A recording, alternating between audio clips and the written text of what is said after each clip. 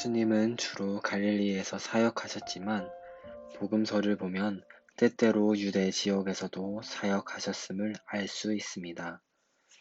그곳에서 말씀을 가르치고 환자들을 고치셨습니다.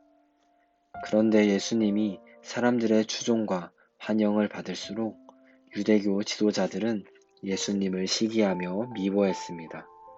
하지만 예수님의 사역에 마음으로 동의하던 소수가 있었으니 그 중 한 명이 유대인 지도자 니고데모였습니다.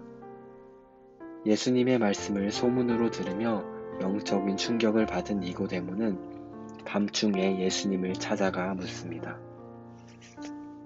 선생님을 뵈니 하나님께서 보내셨다는 확신이 듭니다. 하나님이 함께 하시지 않는다면 선생님이 행하시는 그런 기적들은 누가 행할 수 있겠습니까? 니고데모는 근본적인 진리를 알아보고 싶은 마음에 대화를 시작합니다. 그때 그의 마음을 아신 예수님께서 단도직입적으로 말씀하십니다. 누구든지 거듭나지 않으면 하나님 나라를 볼 수 없다.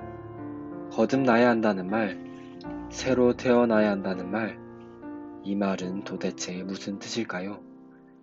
니고데모의 표현처럼 엄마 뱃속에 다시 들어갔다가 나와야 한다는 뜻일까요? 예수님이 니고데모에게 하신 말씀을 잘 곱씹으면 그 의미를 찾을 수 있습니다. 사람이 물과 성령으로 나지 아니하면 하나님의 나라에 들어갈 수 없느니라. 여기서 물은 세례를 상징합니다.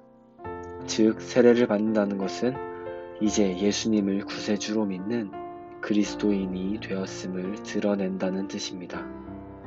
그리고 성령은 성령께서 내 삶에 오셔서 마음과 생각을 하나님께로 향하도록 완전히 바꾸시는 것을 뜻합니다. 결국 거듭난다는 것은 내가 예수님을 믿음으로 하나님 나라의 백성이라는 새로운 존재로 다시 태어났음을 세상에 선포하는 동시에 성령에 의해 내 가치관과 생각이 완전히 예수 중심을 바뀌는 것을 의미합니다. 그렇게 겉과 속이 모두 변할 때 우리는 거듭났다고 말할 수 있습니다. 그런 점에서 우리는 거듭나 있습니까? 오히려 내 신앙을 그리스도인임을 감추고 있지 않습니까?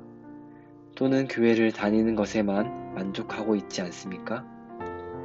예수님은 지금 우리에게 간곡히 부탁하고 계십니다. 사랑하는 자녀야, 거듭나야 하나님 나라를 볼 수 있다.